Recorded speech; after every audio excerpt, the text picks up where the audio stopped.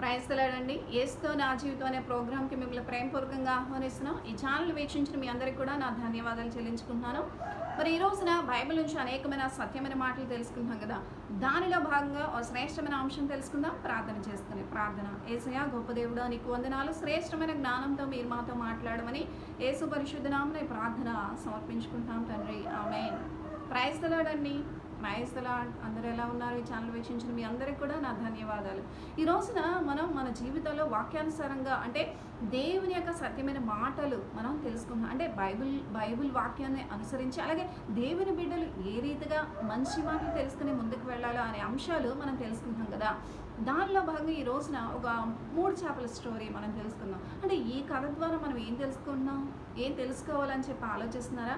మరి ఒకసారి వినండి. దేవునికి స్తోత్రం. హల్లెలూయా. మరి ఒక చెరువులో ఒక 3 చేపలు ఉన్నాయండి.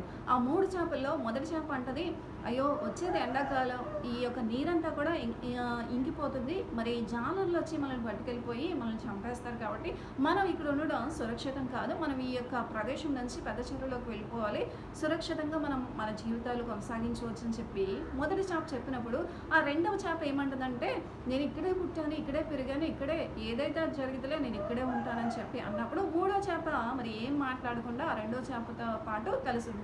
కానీ మొదటి చేప ఏం చేస్తుందంటే కాలానుగుణంగా వస్తున్న పరిస్థితులన్నింటినీ కూడా గమనించి, అంటే ఈ యొక్క నీరు ఇంకిపోతుంది, జాలర్లు వస్తారు, మరి వచ్చారంటే వలవేసి మనల్ని తీసుకెళ్ళిపోతారన్న విషయాన్ని గ్రహించి మరి అది ఆ యొక్క చలచరాలన్నీ కూడా వెళ్తున్న మార్గాన్ని చూసింది. అది కూడా చిన్న పిల్ల కాలువల ద్వారా పెద్ద కాలువలోకి చేరి ఆ పెద్ద కాలువల ద్వారా ఏం చేస్తుందంటే పెద్ద చెరువులకు వెళ్ళిపోతుంది, సురక్షితంగా ఉంటుంది. అది తను అది సురక్షితంగా ఉండడమే కాదు, తనతో పాటు ఉన్నవారు కూడా సురక్షితంగా ఉండాలి మంచి సందేశాన్ని ఇచ్చినప్పుడు అవి వినకపోగా అవి అక్కడే ఉండి మరి ఆ యొక్క నీరు ఇంకిపోతున్న సమయంలో వేటగాళ్ళు జాలర్లు రావడం, ఆ జాలర్లు వచ్చి మరి ఆ యొక్క చేపల్ని వలలో పట్టుకోవడం, ఆ వలలో పట్టుకున్నప్పుడు రెండవ చేప అయ్యో దాని మాట వినలేదని చెప్పి బాధపడినా సరే అది ప్రయోజనం లేకుండా పోయిందండి. ఆ మూడవ చేప ఏం చేసిందంటే దానికి కాలానుగుణంగా కాదు కానీ అది అప్పటికప్పుడు ఉపాయంగా ఆలోచించి, అయ్యో దాని మాట వినింటే నేను కూడా రక్షింపబడేదాన్ని కదా అని చెప్పి వెంటనే అది చచ్చిపోయిన చేపలుగా నటించినప్పుడు ఆ జాలరులు మరి ఆ చిన్న చేప మనకెందుకురా అని చెప్పి దాన్ని తీసుకెళ్ళి అవతల పారేస్తే అది మరలా ఆ యొక్క చెరువులో పడింది. అది కూడా అది తన ఫ్రెండ్ ఏదైతే చెప్పిందో ఆ పిల్లకాల ద్వారా అది పెద్ద చెరువులోకి వెళ్ళి అది కూడా సురక్షితంగా రక్షింపబడింది. దేవునికి స్తోత్రం. హల్లెలూయా. కానీ ఈ రెండో చేప ఉంది చూసారా, నేను ఇక్కడే పుట్టాను, ఇక్కడే పెరిగాను, ఏదైతే జరిగిద్దిలే అని చెప్పి నేను ఇక్కడే ఉండాలనుకున్నది, అది మరణానికి అప్పగించబడింది. దేవునికి స్తోత్రం. హల్లెలూయా. అంటే ఈ స్టోరీ ద్వారా మనం ఏం తెలుసుకోవచ్చు అంటే, దేవుడు ఈ లోకంలోకి నిన్ను నన్ను మనల్ని అందరినీ కూడా సృజించి ఈ లోకంలోనికి పంపించారు.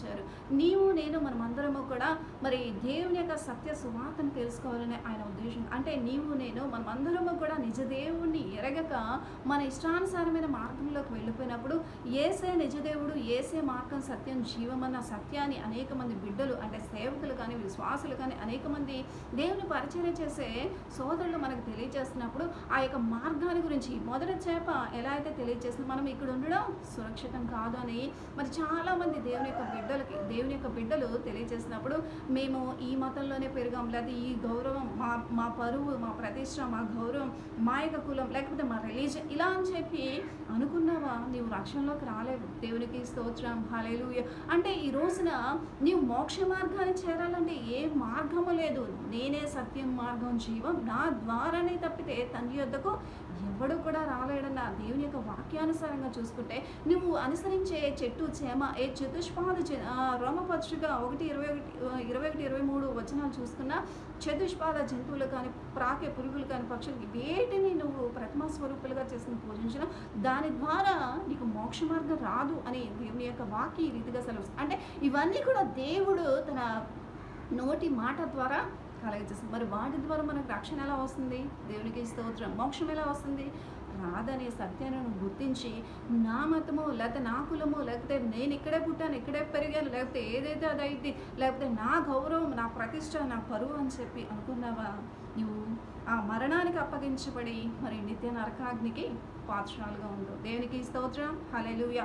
లేదు దేవుని యొక్క బిడ్డల మాట విన్నావా, అమ్మా మనకి ఇది సురక్షితం కాదు, నిత్య రాజ్యాన్ని ఇచ్చే దేవుడు ఒకరు ఉన్నారు, లేకపోతే నిత్య మోక్షాన్ని ఇచ్చే దేవుడు ఒకరు ఉన్నారు, నీ పాపముల నుంచి నా పాపముల నుంచి లేకపోతే మనకున్న ప్రతి ఇబ్బంది నుంచి సమస్య నుంచి శోధన నుంచి మనం మరణానికి అప్పగింపబడకుండా మనం సురక్షితంగా ఉండాలంటే మనకు ఒక సత్యమైన మార్గం ఉంది అని తెలియజేసినప్పుడు ఆ మార్గాన్ని నువ్వు అనుసరించి ఆ మార్గాన్ని నువ్వు నమ్మి మరి యేసే నిజదేవుడు అన్న సత్యాన్ని ఎరిగితే నీవు నేను మనమందరము కూడా రక్షింపబడే ఆ నిత్యరాజ్యంలో ఉంటాం. ఒకవేళ నమ్మలేదా, మరి అపవాది యొక్క చేతులకు అప్పగింపడి నీ ఇష్టానుసారమైన నీ లోకానుసారమైన నీ యొక్క పరువు ప్రతిష్ట నీవు అనుకుంటున్న నీ రిలీజియన్ లేకపోతే నీ యొక్క గౌరవ ప్రతిష్టల కోసం ఆలోచించేవా, నీవు తప్పక దేవుడిచ్చిన మార్గాన్ని విడిచి నీ ఇష్టానుసారమైన జీవితంలో నీ ఇష్టానుసారమైన లోకానుసారమైన పద్ధతులు అనుసరిస్తున్నావు. కాబట్టి నీవు అనుసరిస్తున్న ఈ పద్ధతులన్నీ కూడా ఒకానొక దినాన నిన్ను మరణానికి అప్పగించబోతున్నాయి. కాబట్టి ఆ మరణానికి అప్పగించే పరిస్థితుల వైపు నువ్వు వెళ్తావా,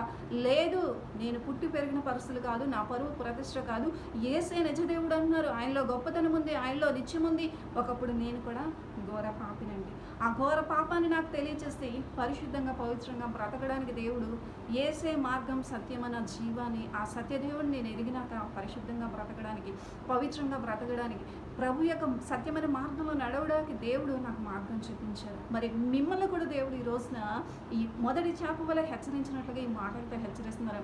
అమ్మా మీరు ఏ పాపంలో ఉన్నా ఏ శాపంలో ఉన్నా లేకపోతే మీరు అనుసరిస్తున్న పద్ధతులు సరైనవి కాదు, మీకు నిత్య మోక్షం కావాలన్నా నిత్య రాజ్యం కావాలన్నా మీరు శాంతి నెమ్మది సమాధానాలతో ఉండాలన్నా యేసు ఒక్కడే మార్గం అన్న సత్యాన్ని వివరిస్తున్నప్పుడు ఆ సత్యాన్ని అంగీకరించకపోతే నిత్య నరకాగ్ని తప్పదు.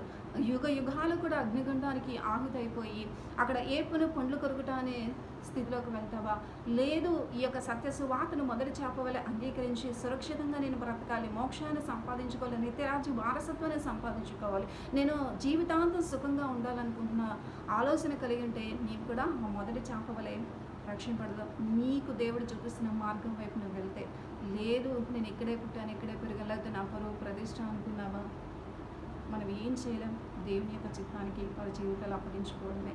కాబట్టి అప్పటికప్పుడు దొంగ వలె మారు మనసు పొందిన ఈ మూడో చేప కూడా మరి సెలవ వేసిన సమయంలో అయ్యా నీవు దేవుని కుమారుడు అని నేను నమ్ముచున్నాను, నీతో పాటు నాకు పరలోకం దయచే పరదేశం, నీవు నిశ్చయముగా నాతో పాటు పరలోకంలో ఉంటానని దేవుడు సెలవిచ్చినట్లుగా మరి దొంగ వలె మారు మనసు అంటే మన జీవితాల కష్ట సమయంలో అయినా క్లిష్ట సమయంలో అయినా ఇబ్బందులైనా ఇరుకులైనా భయంకరమైన విపత్తులో ఉన్నప్పుడు ఖచ్చితంగా దేవుని సన్నిధిలో మనం ప్రార్థించినప్పుడు ఆ విపత్తు నుంచి బయటపడవేయడమే కాదు, కానీ దొంగ వలె నీవు మారు మనసు తెచ్చుకుంటే ఆ క్షణంలో అయినా సరే దేవుడు నిన్ను నిత్యరాజ్యానికి చేర్చుకునేవాడు. కాబట్టి మొదటి చేప వలె ముందుగానే గ్రహించి ఆ నిత్యరాజ్యాన్ని సంపాదించుకుంటే ఆశీర్వాదకరంగా ఉంటావు. లేకపోతే నీ కష్ట సమయంలో ఇరుకులో ఇబ్బందిలో నీకు దేవుని స్వార్థ తెలియజేయబడినప్పుడు లేకపోతే నీకు తెలిసినప్పుడు ఆ వాక్యాన్ని అనుసరించి జీవించావా, ఆ వాక్యాన్ని నేను హృదయంలో మరి తలపోసుకొని దేవాన్ని రక్షించు అన్నావా, ఖచ్చితంగా ఆ నిత్య మోక్షాన్ని పొందుకుంటా. లేదు నేను ఇక్కడే పుట్టాను ఇక్కడే పెరిగాను, నా మతం నా కులం లేకపోతే నా ఇష్టానుసారమైన జీవితం లేకపోతే నాకు నచ్చినట్టు నేను ఉంటాను అని చెప్పి అనుకున్నావా, నిత్య నరకాగ్ని తప్పదు. కాబట్టి ఓ ప్రియ జనాంగమ ఆలోచించుకోండి, ఏది మేలో ఏది మంచో. మరి దేవుడు చెప్తున్నాడు యేసే మార్గం సత్యం జీవం, ఆ మార్గమైన యేసు వైపు చూద్దాం, మన జీవితాలు మనం రక్షించుకుందాం. ప్రార్థన. యేసయ్య గొప్ప దేవుడానికి వందనాలు, శ్రేష్టమైన మాటలతో మీరు మాట్లాడినందుకు వందనాలే. బిడ్డలందరినీ కూడా దీవించండి. శ్రేష్టమైన మార్గం యేసే సత్యం మార్గం జీవం అనే మార్గం వైపు బిడ్డలందరూ కూడా రక్షణలోకి రావడానికి సహాయం చేయండి నాయన. నీవు తప్పితే మోక్షానికి మార్గం లేదన్న సత్యాన్ని గుర్తెరగడానికి పాప విమోచకుడివి శాప విమోచకుడివి లేకపోతే మమ్మల్ని సురక్షితంగా ఉంచే దేవుడు ఎవరైనా ఉన్నారంటే మీరొక్కరైనా ఆయన అన్న సత్యాన్ని బిడ్డలందరూ కూడా గ్రహించి దేవుని యొక్క ఈ మాటలు శ్రేష్టమైన జీవితాల్లో ఫలించడానికి సహాయం చేయమని యేసు పరిశుద్ధ నామమున ప్రార్థన సమర్పించుకుంటున్నాను. ఆమేన్. Praise the lord.